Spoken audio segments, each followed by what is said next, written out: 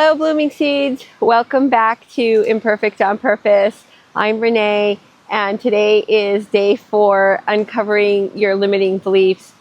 And I am working on camera to manifest myself a castle. So day 4, we went through the exercise of really identifying our limiting beliefs. And I had so much fun with this exercise because mostly when I started manifesting back in February, I did it, I think, at a more surface level for very easy, low-hanging fruit, as we would say at work, where my limiting beliefs were obvious. And I've gotten really good in when I'm talking, or even as I video myself and then I look back, I'm like, ooh, that's a limiting belief. Did you see the way you said that? So when I went through this step that I put down for you guys to do in my day 4, I went ahead and really took the time to dive deep and do it again on a deeper level for myself. And I really just love the things that I came up with, and I'm really excited to get to work changing that. And it's just going to be a day-by-day process of reprogramming my thoughts and beliefs. So I'm going to share with you what I came up with for me as I set out to manifest my castle. So the first thing I wrote is, the castle isn't necessary. Do I want to spend that money? It isn't practical. I'm not good enough to pull this off. It will take too long. I'll be too old to enjoy it. So I think that is another way of saying it would take too long, because I'm thinking by the time it happens, I'll be too old.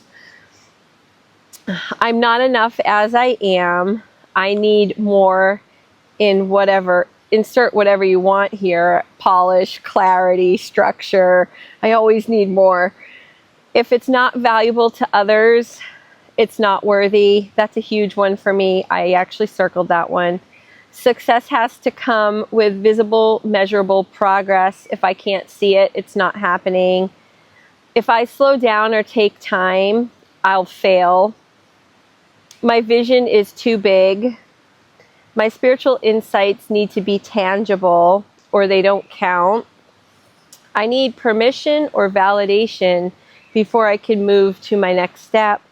And other people get to be the legend or the hero, but I'm better as a helper or a guide. So those are some of the really deep limiting beliefs that I uncovered as I really sat down to think about manifesting my castle. What does it mean? What am I afraid of? You know, what are the immediate thoughts I'm having, and what are the root causes of those thoughts? And so that is what I came up with. So hopefully you were able to do something similar for yourself. So after you come up with your list, you're supposed to circle 2 to 3 of the biggest ones. And so for me, it was a real eye-opener. I identified that practicality is a major limiting belief of mine. So you can hear it in, the castle isn't necessary, this isn't practical, my vision is too big. Those are all different ways of saying that I need practicality for it to have meaning, or for it to be okay. So I'm so excited that I uncovered this about myself, because now I can start reframing that.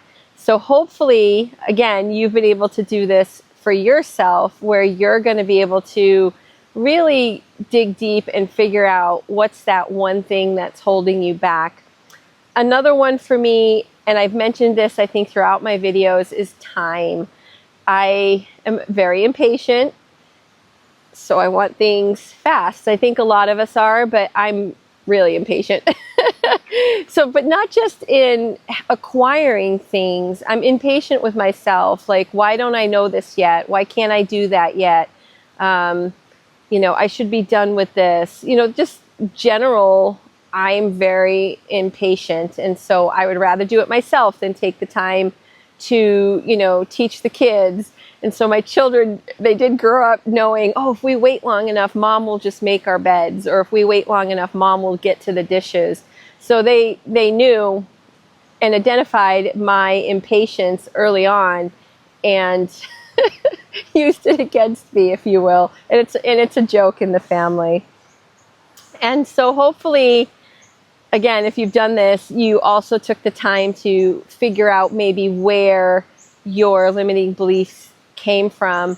The only thing I could think of for this one of impracticality, maybe because I grew up pretty poor, and poor in a sense that I always had a roof over my head. My parents both worked really hard to provide for us, so we always had food, we always had a home, and I had things. But my house was kind of broken and falling down, and I had to buy my own school clothes if I wanted to keep up with the trends. And we didn't have money for like trips as a family and things like that. So I think I grew into this idea. My need for practicality probably stems from money, and that money for me was to be treated as, you know, not sacred, but you didn't waste it, and you had to be thoughtful and careful about purchases and things like this. And so I think that just kind of spilled over into everything I do.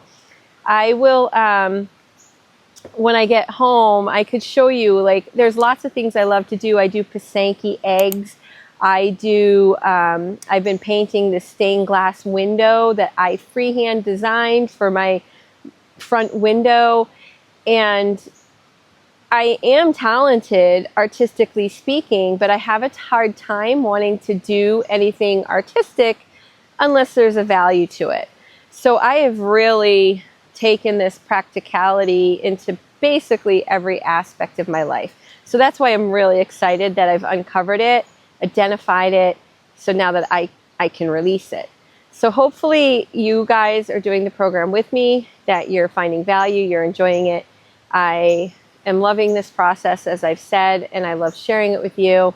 And I'm really, really excited to see how my castle unfolds. So I will see you again tomorrow. Until then, let's live, love, and grow. Bye.